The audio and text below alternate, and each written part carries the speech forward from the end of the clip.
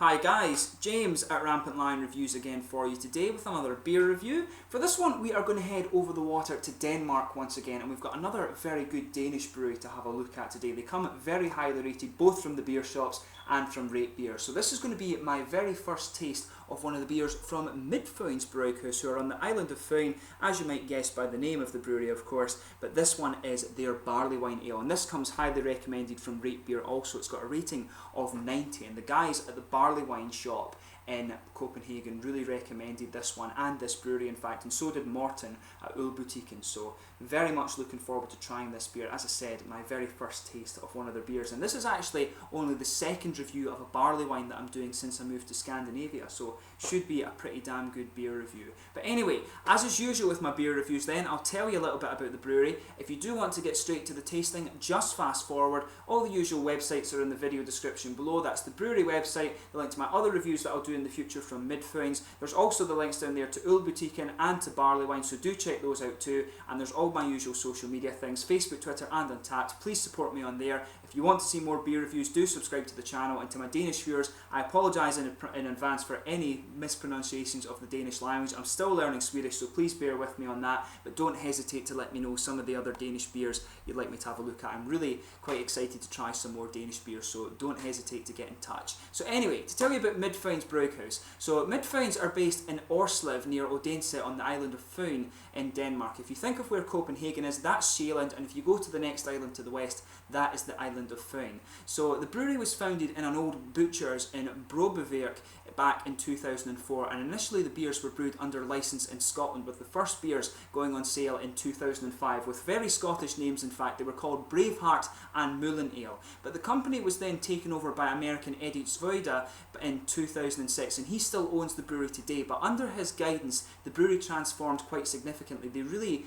went all out to change the style of brewing. Before this they were brewing the kind of old school English real ales, but under his guidance they started to brew the really quite big and flavourful kind of West Coast American style beers. But the brewery actually had quite an interesting issue in 2007, and this was when the filmmakers of Braveheart movie, they didn't want a beer to have the same name as the film, and this issue rose despite the fact that the film had been out for 10 years at that time. Braveheart came out in 1997, but the brewery were actually forced to pay 10,000 Danish krone in damages to the filmmakers in 2007, which was quite unusual. But the brewery decided to take the interesting stance of paying the fine and allowing the press actually to publicise the brewery, and it worked out really quite well for them. As I say, they're quite a popular brewery amongst Danish craft beer lovers today, so maybe it was a little bit of a good thing. And just for those of you wondering, 10,000 krone is maybe about £1,000, maybe somewhere in the region of €1,400, $1,400, somewhere around that region for those of you watching in the different parts of the world. So maybe it was a good investment for them, but a bit strange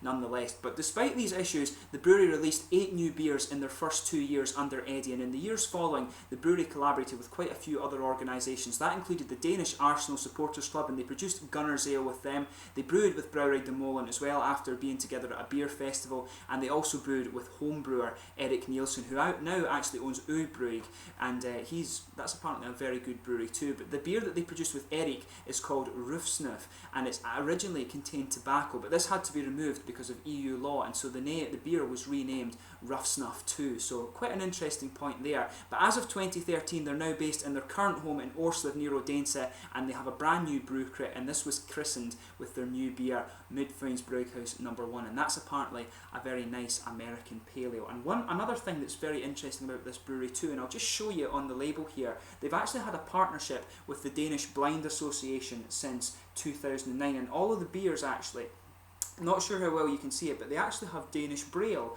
which is quite interesting. And one thing I'd be really interested to know about different Braille languages, I don't know if they're all different depending on what the actual normal languages, if that makes sense. I don't know if Danish Braille is different from American Braille or British Braille. I would assume that it is, because sign languages are all different of course, but I'm not sure if you can see that on the label. But I'll just bring up the camera and try and let you see. Maybe you can see the little indents in the beer here. You can see the Braille little sort of stabby things in the paper there. But it's very, very cool actually, trying to include everyone in craft beer, and of course that's a big part of the Nordic mindset. They're very, very inclusive of women, of gay people, of everything like that in these countries, and I think that is definitely the right way to be. But another very cool little bit about the brewery. But just to list the other beers you can get from these guys, I do have a list of them here in my brewery notes. So their beers include Black Licorice Stout, Chili Klaus, Amarillo Single Hop Pale Ale, Ghost Chili Klaus, Wheat, Wit. There's one that's just called Ale that has an England flag on the front of it. I'm guessing a sort of English bitter. There's Gunner's Ale, Chili Triple, Rough Snuff 2, Imperial Stout, the Barley Wine, Påskebrygg, Double IPA, and also the Smoked Porter. And then their Christmas range, they've got Yule Ale, Yule Stout, and Go Yule as well. So quite an interesting range of beers. But just before we crack this one open, I'd like to have another quick look at the artwork there. So you can see it's quite simply presented. It's a bit kind of heraldic in its design. It reminds me a lot of the old kind of heraldic crests that we have back home in Scotland, but it does tell you a little bit about barley wines on the side. It has it in Danish here, but on this other side it's in English. It says barley wine dates back to before the Napoleonic Wars. Back then it was considered unpatriotic to drink French wine, so the British were forced to find an alternative. The high alcohol content and the bitterness combined with caramel, dried fruit and oak give Midtfyns barley wine an extremely well balanced and unique taste. Our barley wine is the perfect dessert beer and goes well with mild or cream cheese. It also complements rich dishes such as ossobuco and pork roast. Our barley wine can also be used as a marinade to create a wonderfully flavoured dish to remember. So should be a pretty nice one. So this one comes in at 10%, and on the website it didn't actually list what the hops and malts were in this beer. So we'll maybe see if we can pick that out during the taste. But as you can see, a plain bottle cap on this one. Like I said, 10% barley wine ale from Midtfyns Bryghus on the island of Fyn in Denmark. So let's crack this guy open and we'll get on with the tasting. So, yes, as you can see, nice smoky opening on this one, but we'll get it out and into the glass. I'll only pour about half of it at the moment. It's quite a big bottle this, but we'll try and get a bit of a head on it anyway.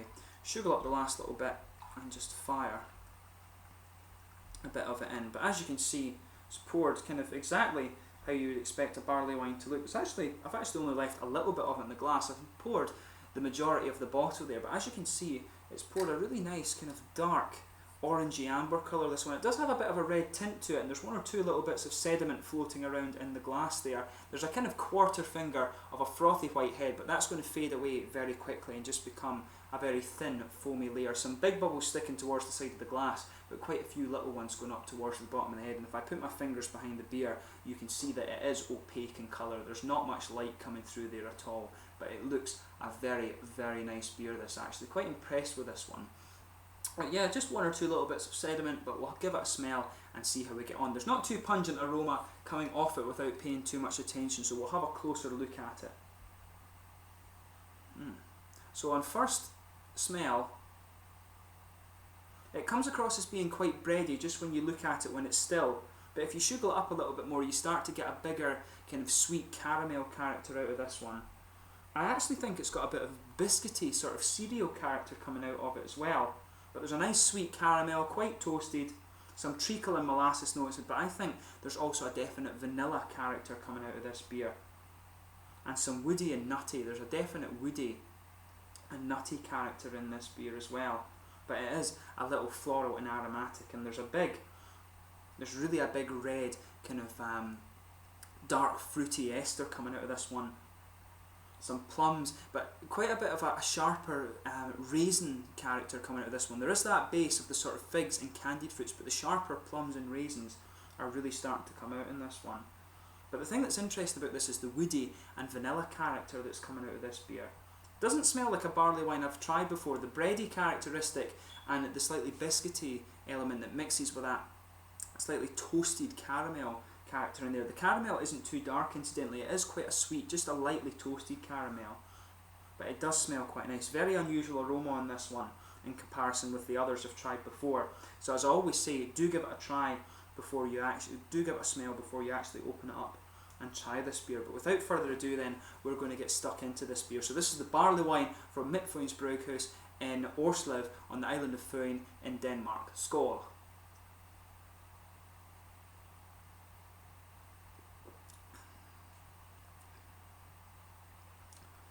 Now that's First thing I'm noticing from the taste, straight up, this is an English style barley wine. It's not an American style one at all. More focused on the malts than the hops for me, but it has all the flavours that you would expect of the style. It does really lean more towards that big bready caramel character. It's very, very nicely done.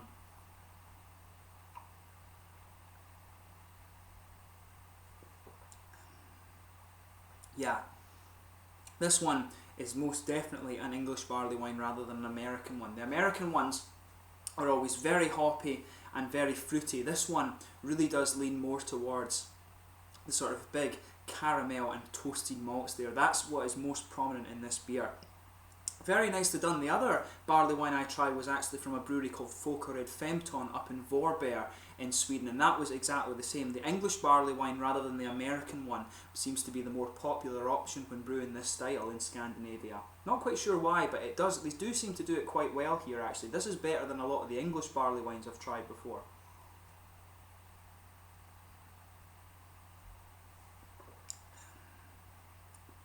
But yeah, that's really nice. They said on the website that they recommend serving this around 10 degrees, so I think I've probably got it up at about 8 or 9 just now. But it's a really good temperature for the beer actually. It's got a lot of the malty flavours are starting to come to the fore in this one. So in the middle of the palate, you've got a nice big kind of quite sweet bready character that just blankets the middle of your tongue. There's a bit of I think there's a bit of a biscuity kind of cereally element to that, and that kind of gives you the bigger impression of this being an English barley wine rather than the American one. And as I say, the malt character for me is the thing that's really punching its weight in this beer. It is a very malt forward barley wine, which of course is what you expect from the English variant rather than the American variant.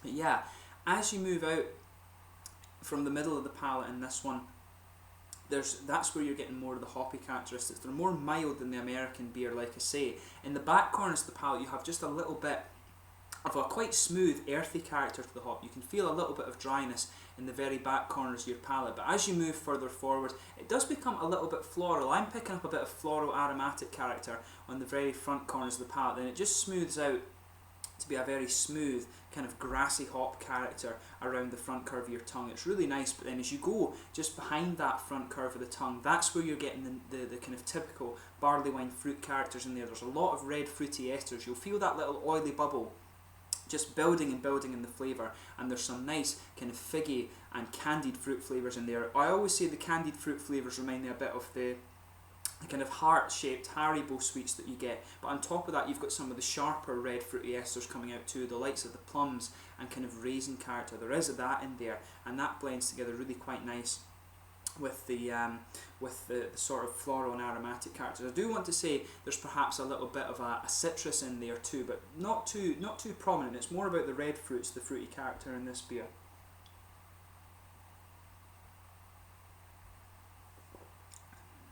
Yeah, there is a definite citrusy presence in there too, but as I say, that's not the thing that's really coming to the fore. It's maybe a bit of an orangey citrus, but again, it's masked quite well by the big caramel characters, and as you progress through the beer, you begin to taste a bit more of the boozy character. You get a good bit of alcohol warmth from it as you go down in towards the sort of the chest cavity here.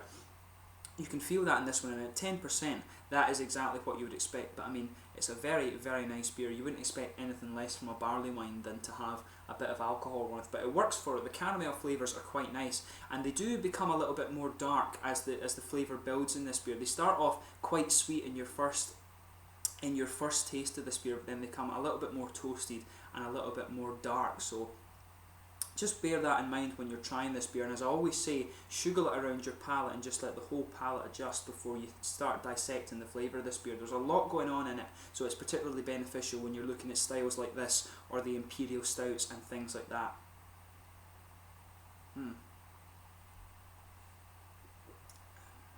Yeah, maybe it's even fair to say there's a bit of treacle or molasses in there. But yeah, it's a really quite interesting beer, this one, and as I say, it really does lean more towards the English flavours, the kind of darker malt profile, and a little bit of the cereal character in there is something that is very typical of English ales, as well as the earthy hop. The usually English hops such as Goldings and Fugo hops and all of these sorts of things, they've got a good earthy character, and a lot of the English real ales like to put this kind of cereally malt base in there, and there is just a little bit of a hint of that in this beer. It just kind of provides the underpinning of the beer, and it works really quite well actually. I'm not a great fan of English real ale. I'm more into the American styles and the German and the Belgian things, but for me this is a really quite nice beer. So if you like English style barley wines, give this guy a go. I think it's really quite nice.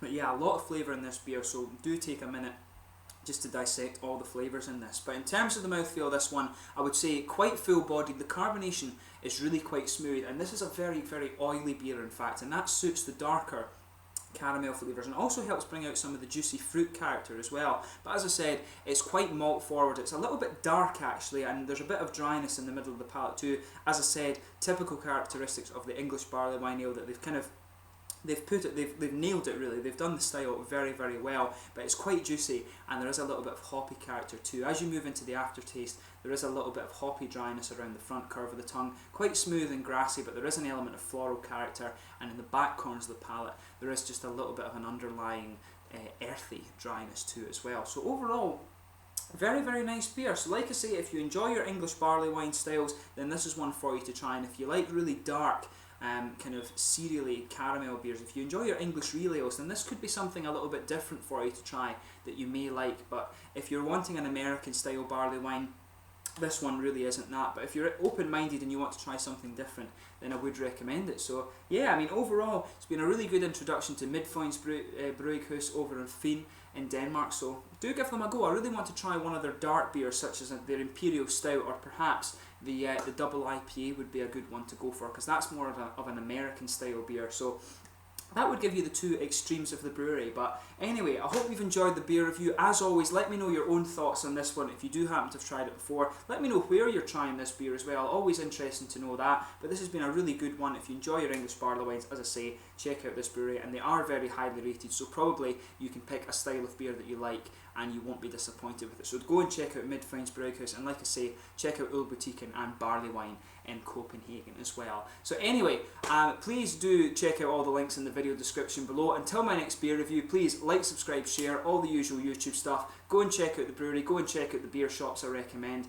and there will be many more Danish beer reviews to come, so please subscribe to the channel. I hope you've enjoyed this beer review, and I will catch you soon with the next one. Slange just now, and go and check out Midtfyns Bryghus in Årslev on Fyn in Denmark. Skål!